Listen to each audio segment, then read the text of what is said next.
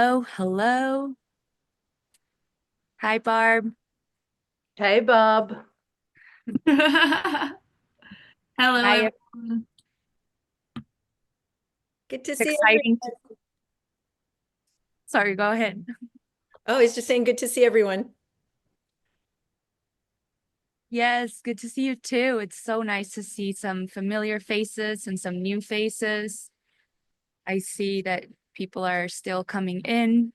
We have a special group today joining us for this month's collective impact call that we're really excited about. For those of you who haven't met the Farmers Footprint Australia team who's joining us today, or some members of their team. We have Elle here waving hello, and also Blair, who's the executive director of Farmers Footprint Australia, is joining us today, and him and I will be presenting on a very exciting campaign that we've been working on in its different iterations for a couple of years now, and we're finally at a point where we're just really eager to bring you alongside this team's putting our minds and hearts together in developing this, and also inviting you in this process that we're in to see how we're thinking about it, how we are approaching it, and why we've landed where we are now. So I'm just gonna give a couple more minutes to see if any other people trickle in. And without further ado, I'm gonna go ahead and share my screen.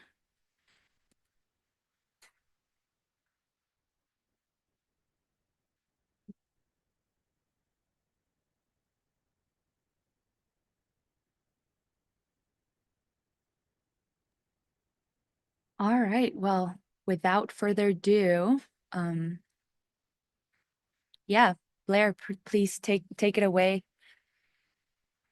Thanks so much, Alana. Welcome, everyone. Thank you so much for joining us. It's 9 a.m. tomorrow, so I'm just going to let you guys know that tomorrow is a beautiful day, so you can all look forward to that. It's an exciting time for our organisations because we get to play together in this campaign. It's the first time that we've um, found that union in something that has such huge impact internationally. So it's with great excitement that we're here to share what we think will be a super potent campaign to create awareness around chemical use in our food system. And the starting point for that, I think, is a great place to start for that, I think, is with this comment here: awareness precedes change. Um, Things don't change, especially within the human psyche, until we create awareness that there needs to be some sort of a shift. And this campaign is focused primarily on creating that spark, creating that something that will allow people to make better decisions and educate themselves around what glyphosate is within our food system, and on a bigger spectrum, what chemicals are within our agricultural systems and the effects that they have on landscape, animal, and of course, human health.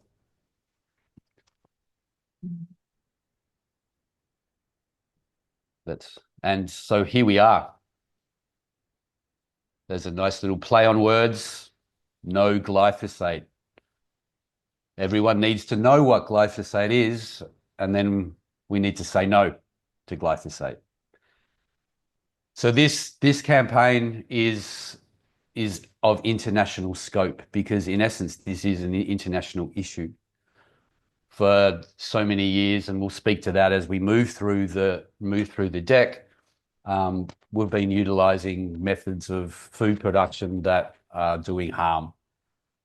So this essentially is something to create mass media and equip individuals and organisations with tools to advocate for bans, and then create a food system that supports health and harmony and, you know, health for generations to come.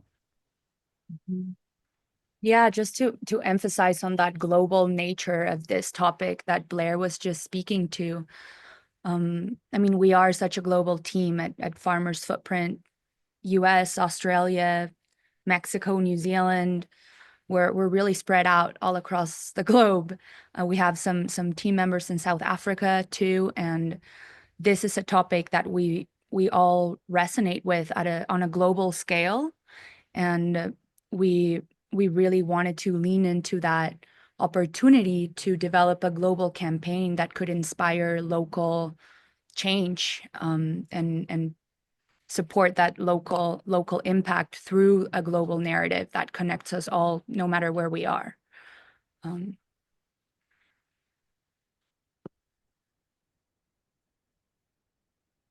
if you're not aware, there it is. It's everywhere. It permeates into all of what we do, what we eat, where we go. It's, if anyone's unsure of the history, it certainly wasn't created as a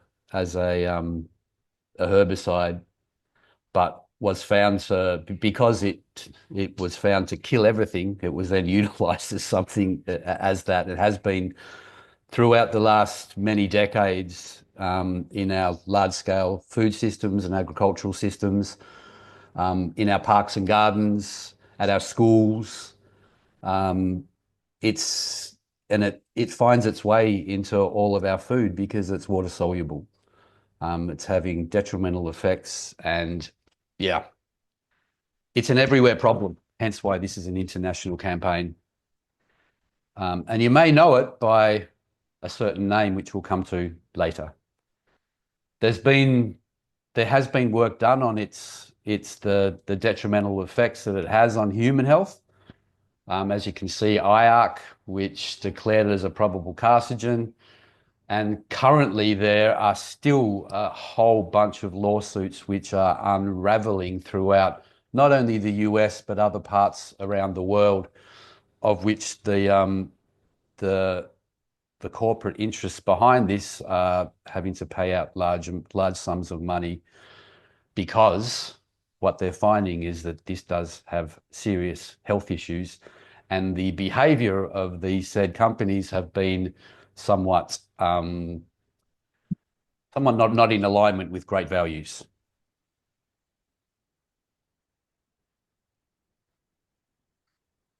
And as you can see here in this diagram, which is rather horrible to view, this is where this ingredient has negative effects in our neurological, our kidney, liver, infertility, immune system function, DNA damage, gut dysbiosis, endocrine disruption.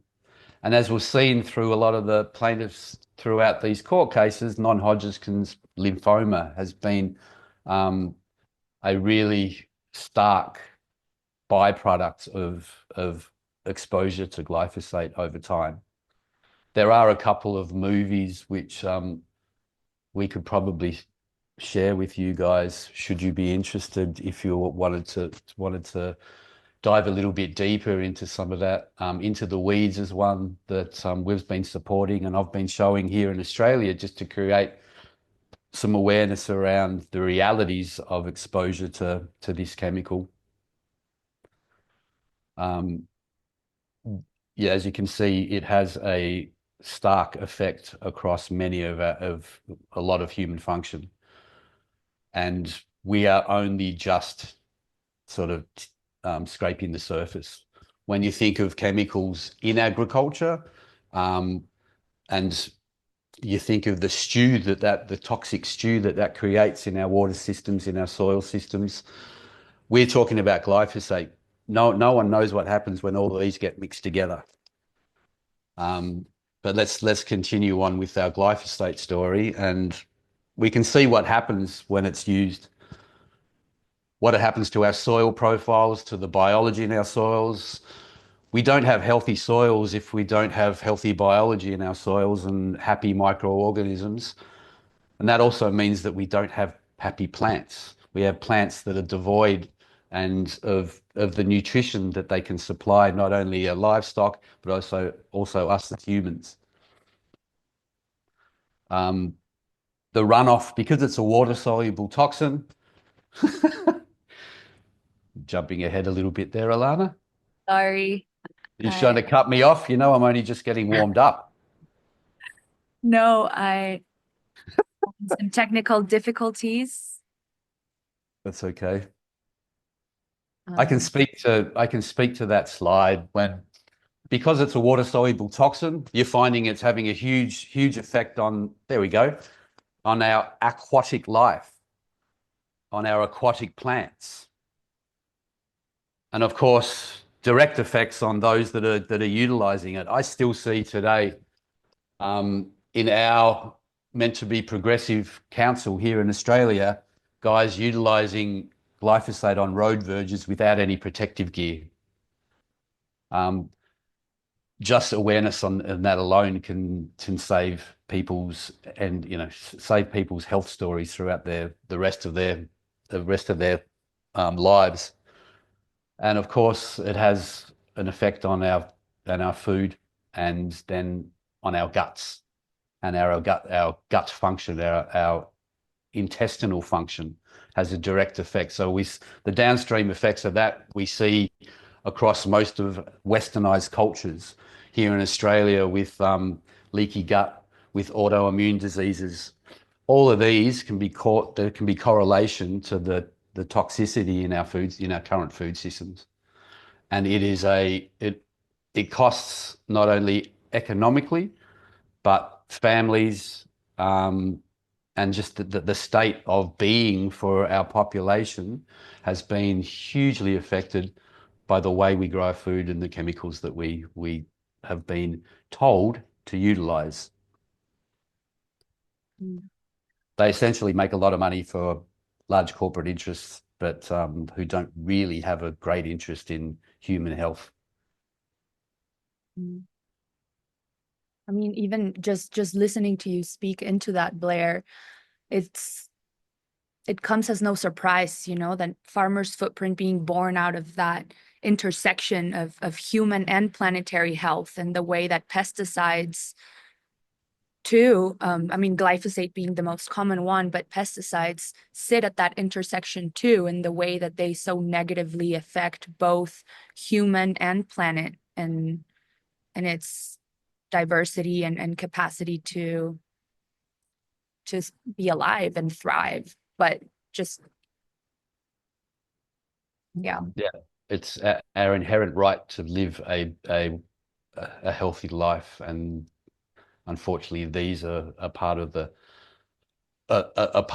reflection of this reductionistic, materialistic methodology around farming that have a huge impact on our ability to function as beautiful beings. I mean, glyphosate's what got me into Farmer's Footprint. It was the starting point for it all. It was many moons ago when I listened to a podcast from that Zach had, that I resonated so deeply that I reached out, and so a relationship was born, and suddenly here we are delivering something which I'm extremely excited and honored to be part of, because I certainly believe this is something that can bring about the awareness required to create actionable change. But let's keep going, shall we? Amen to that. And yeah, it's banned in lots of places across the globe. And I'm just not sure why we aren't looking at this issue, why we aren't looking at this as a huge challenge for our ability to function as a community and as an entity. It's found in our food, in our breast milk, in our urine, in our water. There's no escaping these things, but we're still turning a blind eye. And we actually still have here in Australia, I'm not sure if I can speak for the US, we still have institutions and departments of our governments that are condoning use and supporting the use of these chemicals in our food system. I'm not sure why that is. Some would say it might be corporate capture. I'm not saying anything to that. or I could be. Uh, so what? Yeah, it's a great this is a great indication of why isn't our country who, where we rely on this form of agriculture for most of our food, looking at this because it directly affects the people that eat the food, the constituents. Why aren't our governments looking at this when others are? These guys are setting a precedent, and it also is an indication of where the momentum is happening, the realization that we need to change, that we need to be looking at these chemicals in our foods. It's happening already. So what this campaign is just going to help illuminate that. And as this slide says, the movement is growing. There are films out there. There are people that are speaking up.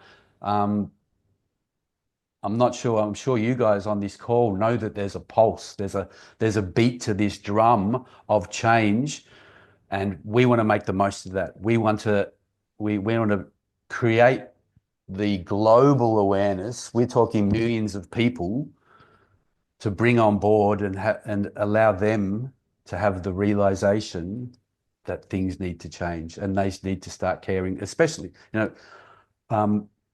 when I speak to our audience here in Australia, it's mums that are most active in this space. It's mums that are caring for their kids, that want the best for their children, which we all do. They're the ones that we need to support to bring on this change that we can feel and almost taste. Hence why this campaign right now is so timely and also so important.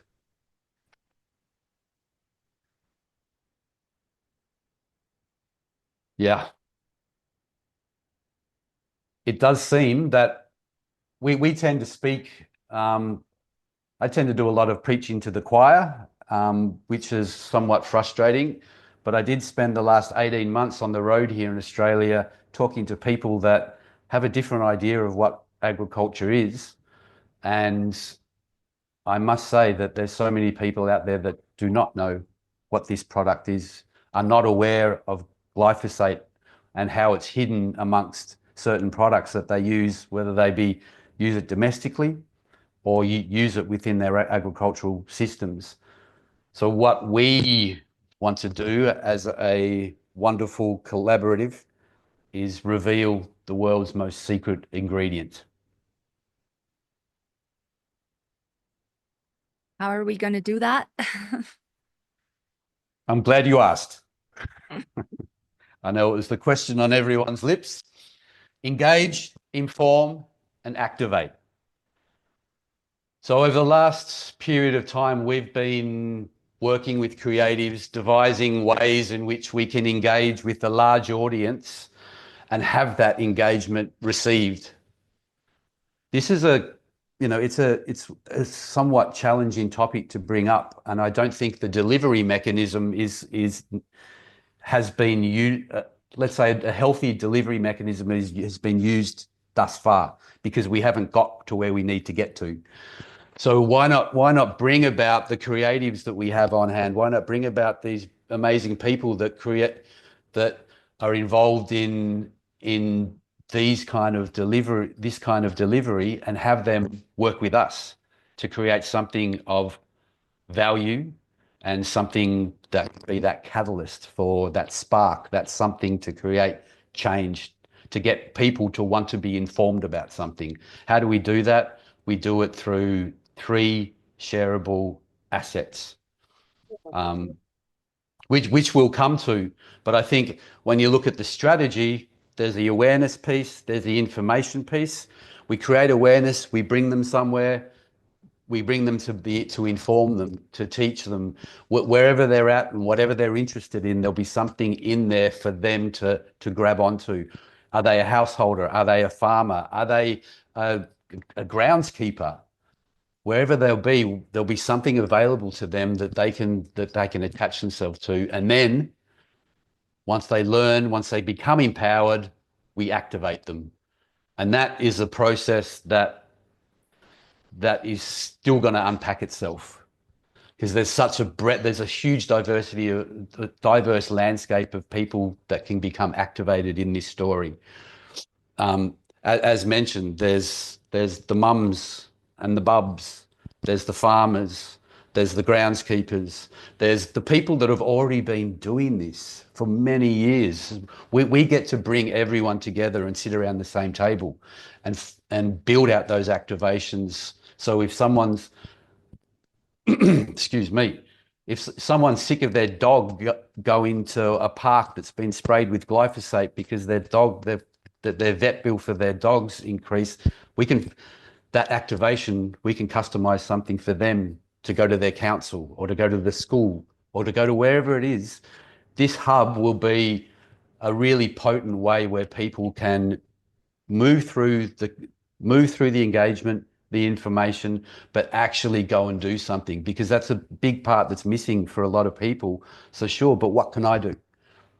We get to play, we get to bring them along, and we get to give them the skills and the confidence to go and become activists in their homes or on their farms or on their places of work. Mm. I don't know if you want to chime in there, Alana, because you've always got something wonderful to say.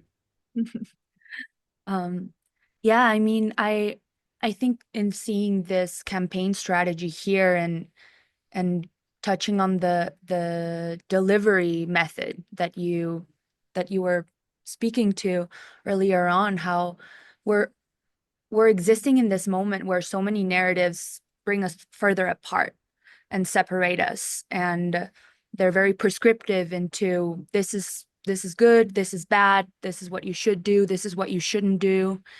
And what makes, or one of the things that makes this campaign really unique is that the delivery method of those sparks, as you call them, or conversation starters around glyphosate, will be delivered in a way that sparks curiosity.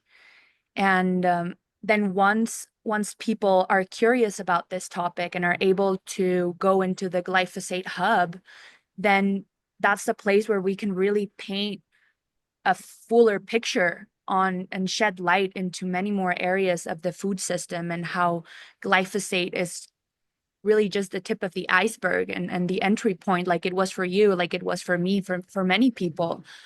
And in that hub, we will, again, like in painting that fuller mosaic of solutions and opportunities too, not just around glyphosate, but pesticide use in general. And whether you're a mom or an organization, a farmer, like you said, we really want to build this hub, leveraging the newest technologies that allow us to personalize and update constantly this information resource platform that can facilitate more and more resources for people in their communities to really activate that local change that we're after.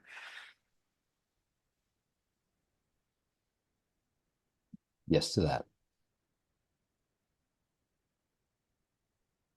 So let's talk about those assets. Let's talk about those pieces that we can get in front of the masses that will incite that desire, that curiosity. I think it was you just used there, Alana. It was a really good term to use to learn more, to dive a little bit deeper. So what do we all respond to, regardless of who we are or what our beliefs and values are, is humor. So let's use that as the method of delivery to bring people in. And so we've worked with a creative to come up with 3 different scripts for 3 different regions across the world. Now, these are all of the scripts are cross-cultural and will be watched by everyone, but we thought just to bring in that, because this is an international campaign with international significance, we thought it worthy to bring some nuance and some flavor to each of these scripts. So they've been designed to just spark conversations rather than complete the topic. Engage viewers enough to come to the campaign website, to start to engage with the hub, because curiosity's been piqued and they need to know more. We bring that hunger around as to, well, what is this stuff? And I need, if there's been a spark laid, my curiosity's piqued, I want to know more. And we believe that these 3 assets that we've put together will be super powerful, super potent, and deliver what's needed to get people landed.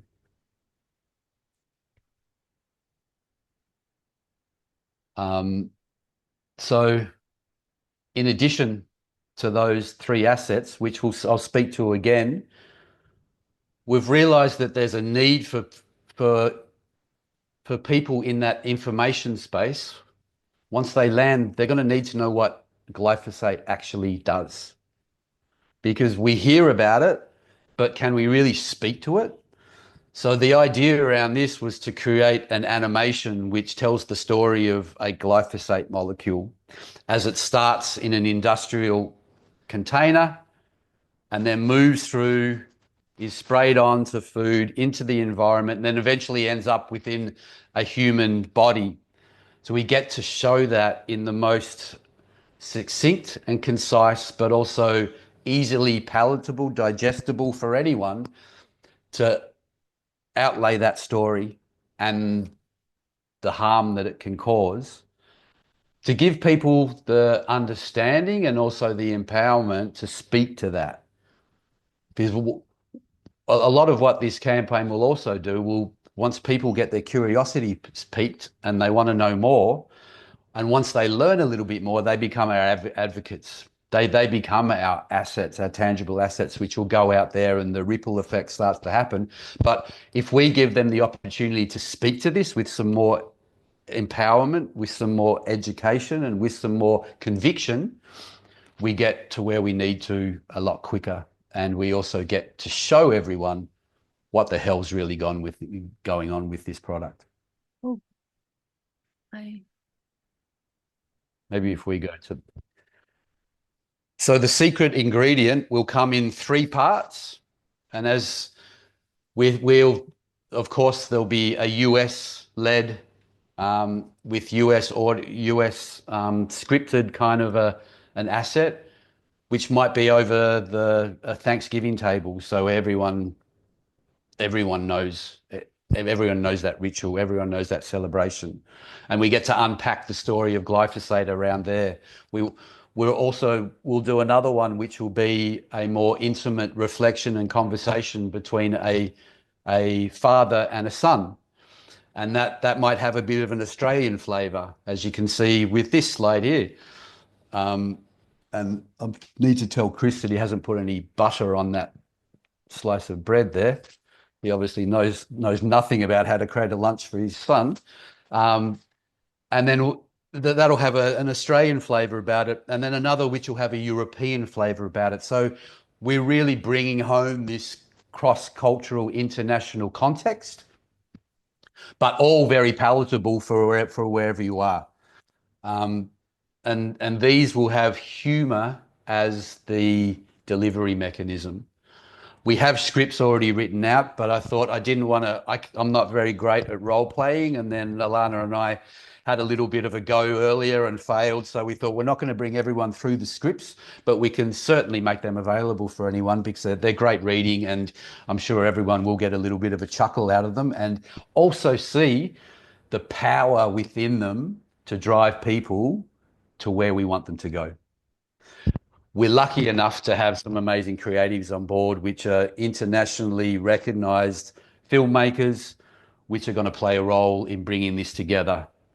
So think of Super Bowl ad as far as production value, bang, with this kind of content. Imagine if, okay, this is something we can aim at, right?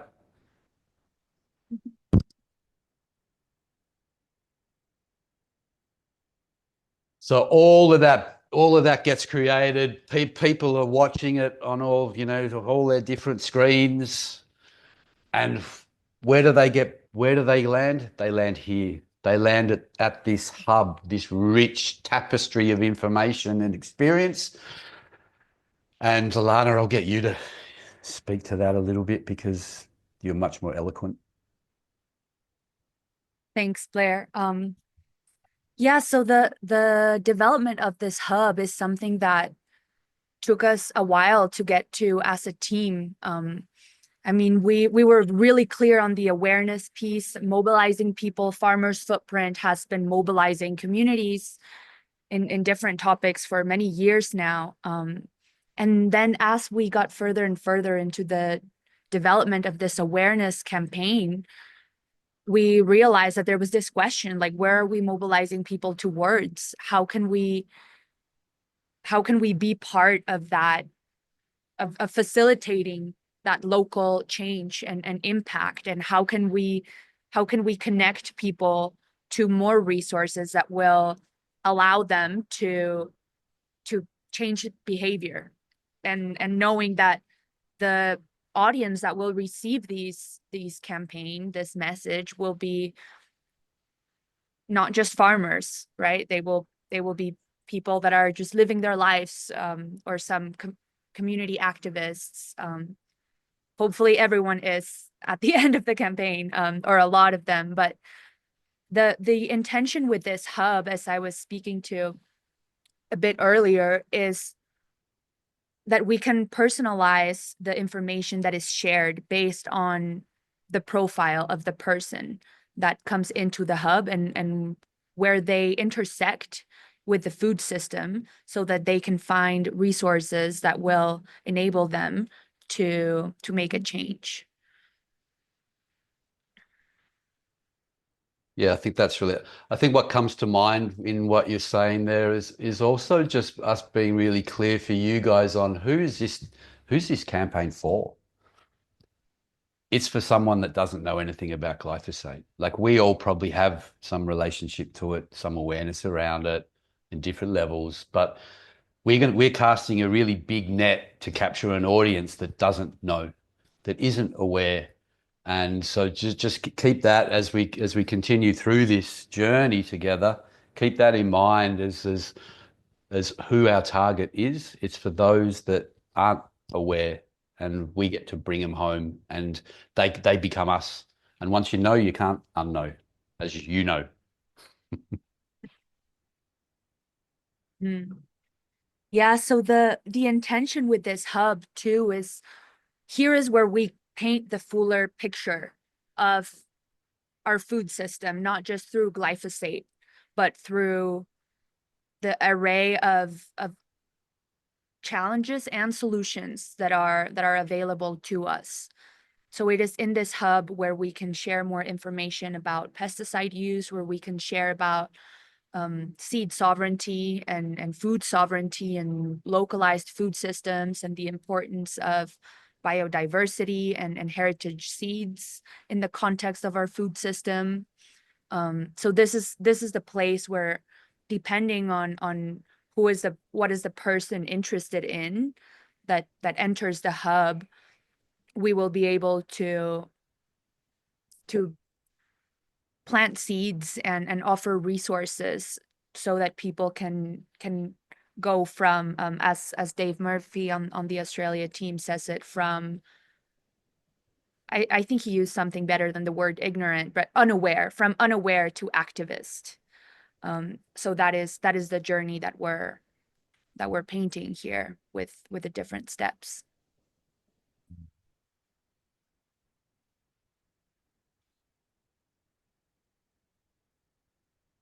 And as we know, in this time and age, we need help. We need people to align with this movement, with this campaign, and we have our own, but we rely on partnerships and collaborations from people that have vast networks and audiences. There are a huge amount of people which see this, see chemicals in our food as a challenge and a problem, and are willing to put in time and energy to support this. So we'll be looking at all of that who can come on as a partner, whether they be a business, who can come on as a collaborator, whether they be influencers, celebrities, activists which are already in this space, groups and organizations which have been beating this drum for longer than we have. And just as a reflection of who the breadth of those people and who they could be is some ideas of those that will be value aligned and invited to come on board, as an indication of the amazing humans and the large networks of influence that we can be accessed via these people doing great work in their own rights. And also the same for value aligned businesses. It's these kind of people that that we can invite on board this campaign because they have already sparked interest. They've already been involved in some way. And the beauty is that we get to bring everyone together to play in the same sandbox, which I think is super exciting. And I think the conversations that I've already had, people are super excited to come together and unify for a cause that they know has effects on everyone. So yes, we're extremely excited by this potential in bringing so many people to the same table and as a collective and collaborative response. And of course, there'll be social media, which I can't speak to. I'm really bad at social media. Well, I am by no means social media expert, but just building, and we do have some incredible people on the team that are amazing at that. Yes, we do. Us.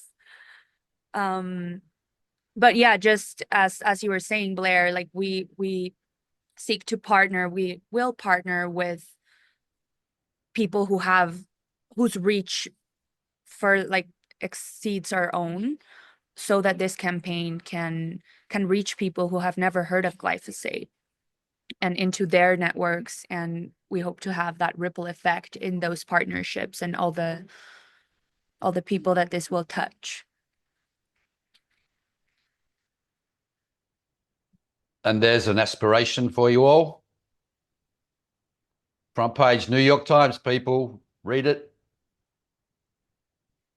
So yes, we'll be lobbying within and outside those networks to create the coverage from the mainstream media that we require to touch more hearts and minds. And we have an incredible team already assembled that have built this deck, we've been in conversation for quite some time about the delivery and the optimization of this program. And we're super excited to come to this point. And we have such an amazing breadth of skills in our current teams, and then we'll be pulling in amazing people that will also add value and that add creative expression. Richard, who's the film director, who's the creative behind the scripts, is all on board to help in any way, shape or form to deliver these in the most optimized way so they are ready for market and as potent and powerful as possible. There's great momentum. I'm not sure if you can feel it in my voice. My heart surges every time I speak to this topic. It is one of the big passions for us as a collective and for so many. What's most exciting, I think, is we get to do this in a collaboration with so many others, and we have the opportunity to touch so many lives as we move forward. We've already started funding for this. We've already had some commitments. The ball is rolling. It's an incredible time, and it feels like it's the right time as well. Whether that be in the US or here in Australia or anywhere else in the world, it's the time to make glyphosate famous. And I guess do we open up for conversation or points of if anyone wants to have a yarn or ask some questions with regard to it, anything at all, I'm here and willing and able, as are the rest of the team. So thank you again for sitting through that with us. And I hope it sparks a little excitement in you all as to the potential of what we're about to deliver. Thank you, Blair. Yeah, that was I mean, I am moved. I mean, I've gone through this deck, you know, so many times over the past months. But I'm really grateful to listen. I can feel the momentum in your words, and I'm really curious to hear more about how it landed for all of you and who are joining us today. And again, we have it's not just Blair and I here. There's, I mean, Mel, whom a lot of you have probably known, Sophie, Elle, Briar Rose. Yeah, so we have a good crew on the Farmers Footprint side who can answer different questions from all different sides of the organization.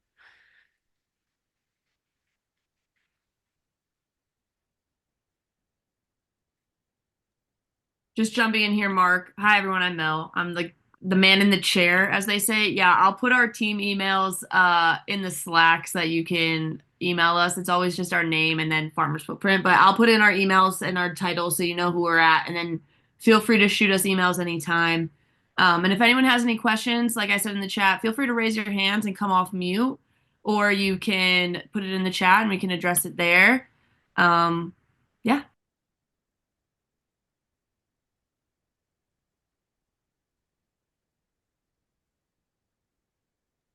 Hit it, Mark. You can come off mute. G'day, Mark.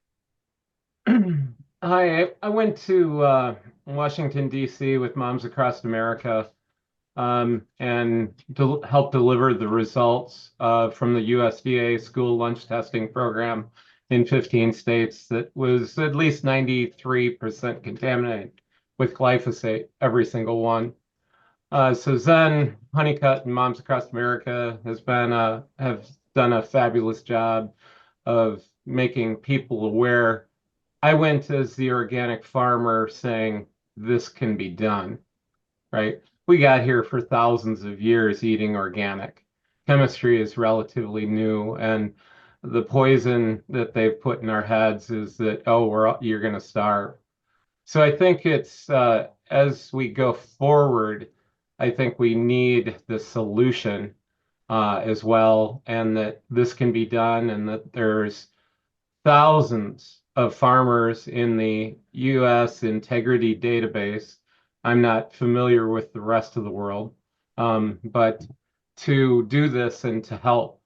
So anyways, I just want to bring that up that, we're going to get a lot of people saying that the entire sky is going to fall. And I think it's very important to head that off early on, in awareness. So I don't know your thoughts on that.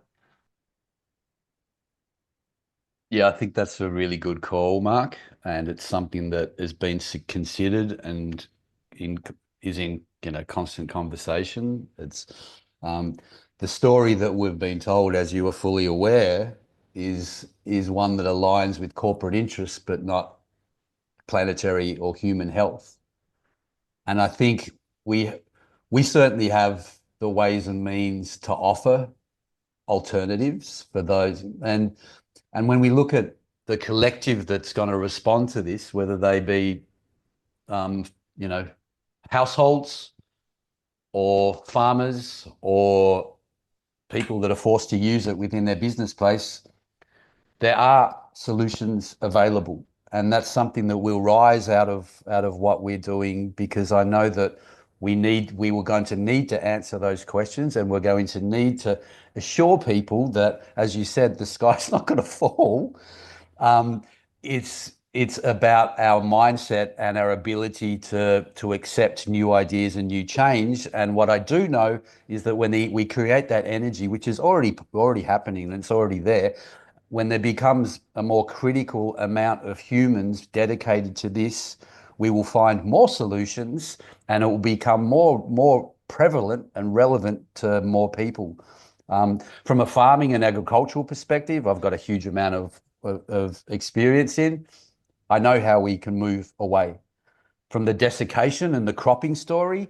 There's solutions that are rising now that could offer solutions required. Now, I'm not saying they're all completely there yet for all the subsets, and but we know what we do know is that with this potency of critical mass, we will find all of those solutions. The domestic one's solved. We can do that easy. The parks and garden one we can do. The bigger challenge will be large scale ag, right?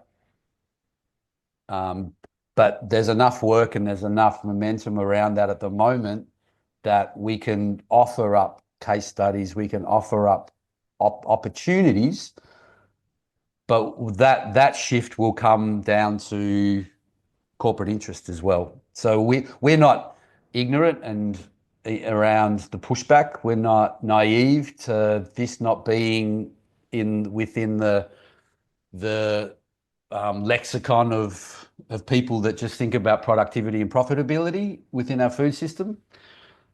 But what we do know is that it has to happen and it has to be done. And, here we are having the conversation about it. And I appreciate your perspective on it and are fully aware of, of the need to offer up the opportunity for transition, right? We can't say we need to transition. We say, well, here's how to transition. I hope that gives you some answers somewhat to a question that'll keep evolving as we grow and as this movement grows and as our key awareness grows. Anyone can feel free to add to that. Lisa, I see you raising your hand. Hi, can you hear me? Okay, great. So I'm very much on board with what you've just explained, that glyphosate is killing us. And I definitely think that the free lunches that are at schools are filled with glyphosate. And if there is anything, and if RFK can speak loudly enough for the parents to hear, I think the word is going to get out. And if we can make changes in the public schools, we're going to make a big difference. So if you can speak to that. Yeah. Yeah, I mean, absolutely. That is a great nodal point for change. We have in the past explored conversations with some organizations whose name I can't remember right now because we haven't more recently, but with organizations that are working on that specifically, both at a local level in California, but also at a larger, more systemic level. So we would be really interested to partner with organizations who are solely focused on that to see how this campaign could support their efforts in the work that they're doing.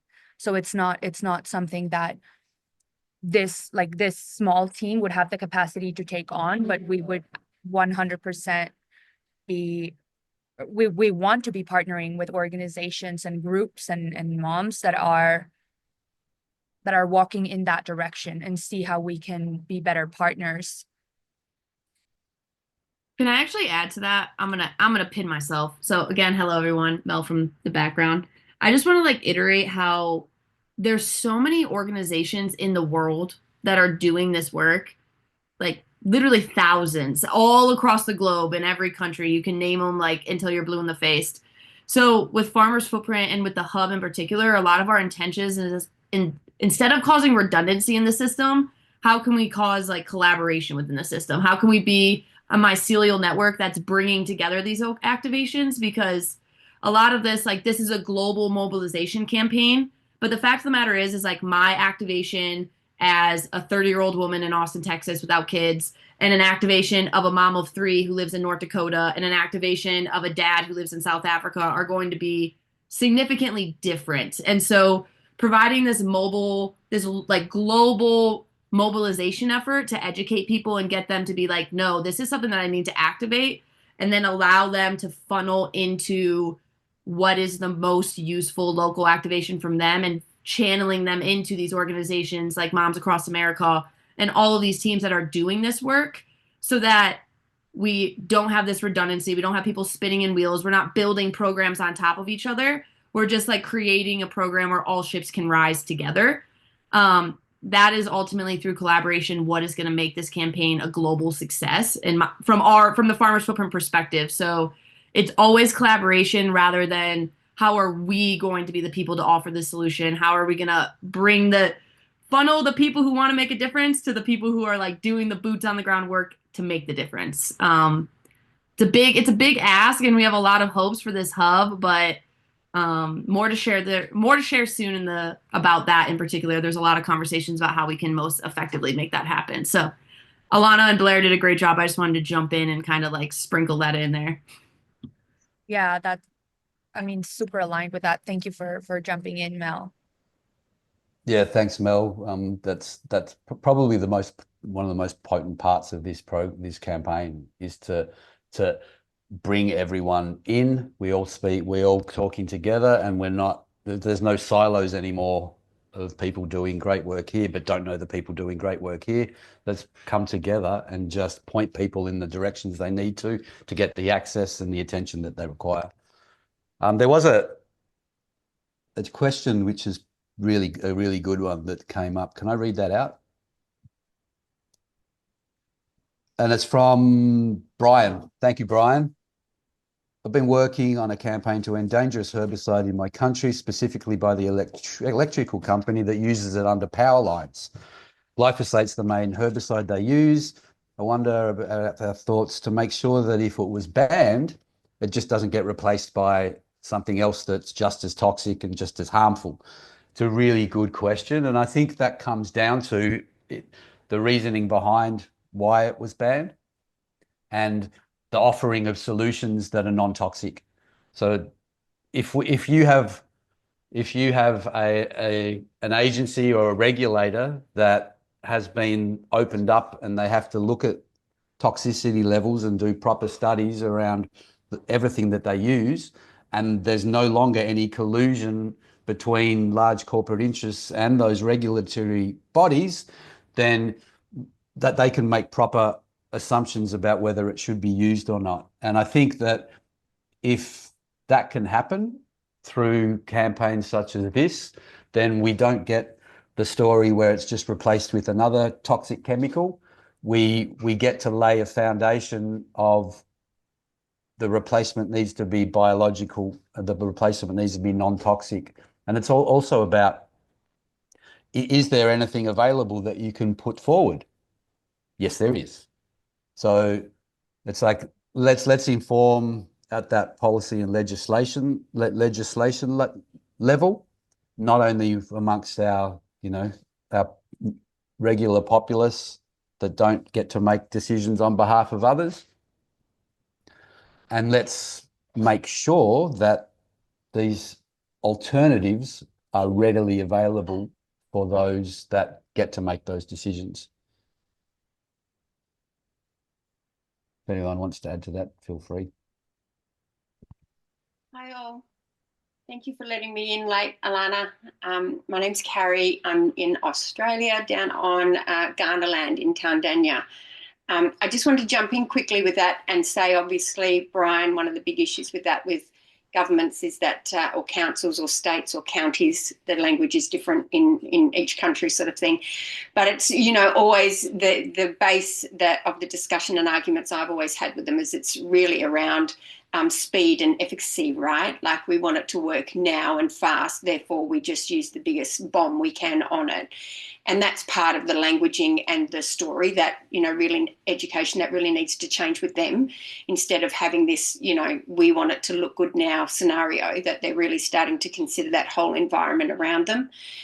And I don't know where you are, but the reason I wanted to pipe up was because I worked with a fella who actually is in Loudoun County, and he and we all met from Farmers Footprint back in 21, not long after it had first started. And he's been working with Loudoun County for a number of years now and got into their soil and water section and everything else, and really starting to get into that government policy sort of level and everything else.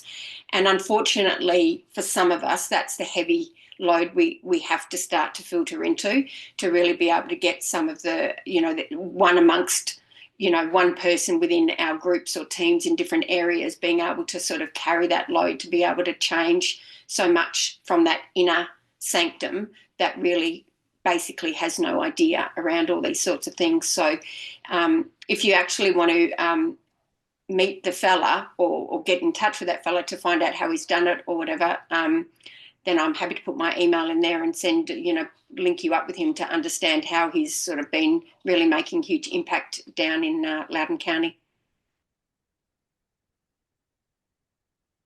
Thank you, Kari.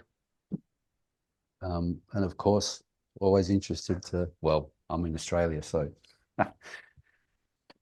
I can't answer on US's behalf. But yes, bring him in.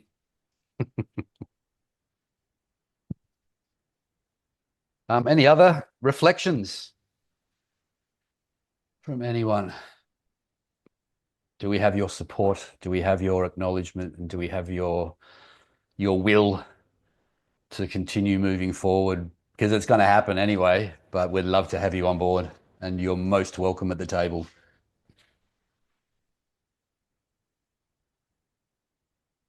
Yeah, thank you. Thank you for that. Thank all of you for staying an hour with us.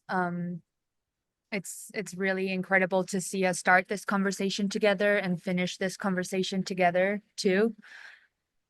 And another element of this campaign and how we're funding it is that we're taking a phased out approach.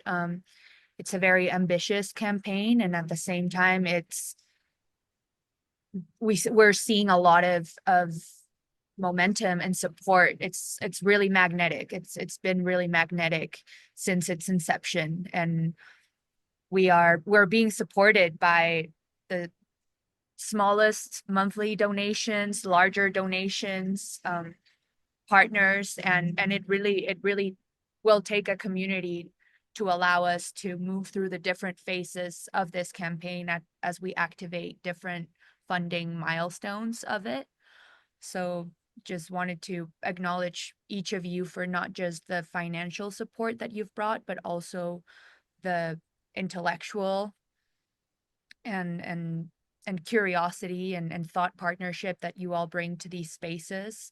It's super important for us to have these open communication with all of you as our community of supporters, and it is calls like this, moments like this, where we can really be partners in some of those earlier stages of these initiatives and campaigns.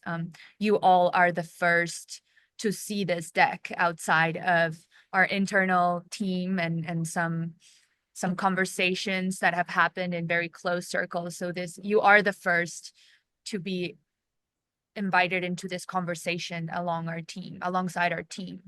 So just wanted to acknowledge that. And I know that we're at time, which is fascinating. It's very rare. Beautiful. I think there's a bigger support mechanism at play here as well, and that's Mother Gaia. We get to help her heal, and that's a big part of this story that we're on, is to come back into connection and harmony with the mother, because she knows how to do it. We just get to help clear the decks for her. by doing this. So thank you all for joining. It's been a real pleasure to see you and chat to you, and I hope this beautiful creation is resonating deeply amongst you, and we get to see your faces again sometime soon. I've got to jump out and travel, but yeah, I'll leave you here, and thank you so much for your time and energy, and thank you, Alana and the US mob, for being incredible and coming on this journey. Let's do it, and much love. Thanks all.